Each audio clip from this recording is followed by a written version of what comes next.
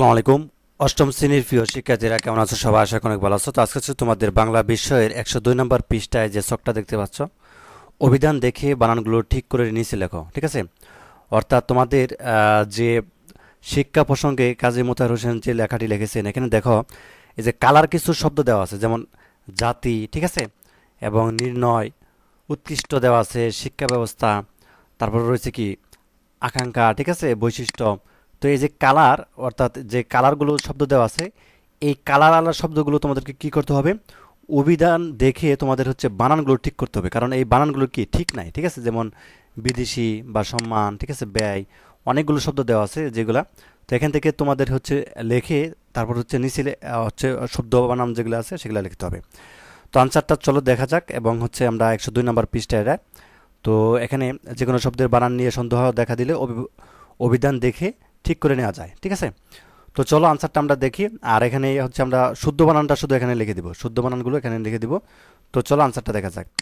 তো যেমন আমরা হচ্ছে যে শিক্ষা যে এটা ছিল, তো সেখানে জাতি লেখা ছিল, তাই না? তো শুদ্ধ রূপ কোনটা হবে? জাতি হবে, এইভাবে হবে, ঋষিকার হবে। এখানে দীর্ঘিকার, এখানে কি হবে? ঋষিকার। ঠিক আছে? অর্থাৎ তোমরা এই যে এখানে দেখো, খেয়াল করো, শিক্ষা প্রসঙ্গে, তাই না? তো শিক্ষা প্রসঙ্গে কাজী মুতাহার হোসেন যা বলেছেন মূলত একটা প্রবন্ধ রচনা। তো এখানে দেখো জাতি, এই জাতি কথাটা আসলে দীর্ঘিকার দিয়ে লিখেছে, কিন্তু আসলে কি হবে? ঋষিকার হবে। তোমাকে অভিবাদন দেখে হচ্ছে ঠিক করতে হবে। তো নির্ণয় লিখেছে, তাই না? তো আমরা নির্ণয়টা দেখবো এখন, নির্ণয় কিভাবে লেখা যায়। তো নির্ণয়, এটা হচ্ছে কি অশুদ্ধ শব্দ। তো আমরা কি লিখবো? নির্ণয় লিখবো। ঠিক আছে? এখানে মূর্ধন্য, উপরে রেপ হবে, নির্ণয়।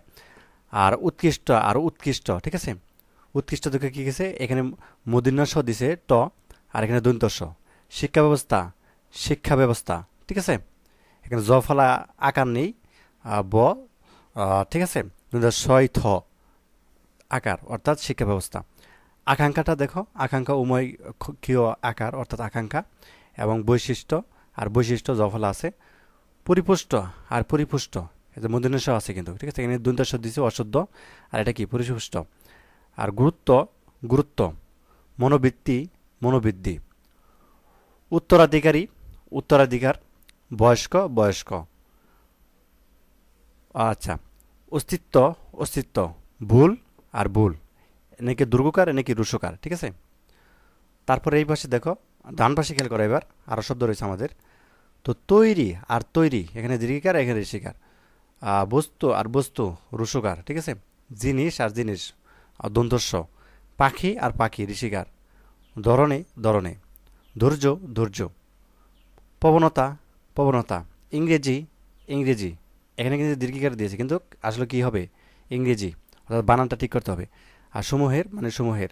ব্যয়, ব্যয়। সম্মান, সম্মান। ঠিক আছে? আর তারপর দেখো, বিদেশি, বিদেশি, এখানে হচ্ছে ঋষিকার। আর দেশীয়, দেশীয়, এখানে কি দীর্ঘিকার হবে। ঠিক আছে? এই ঋষিকার বদলে এখানে কি হবে? দীর্ঘিকার।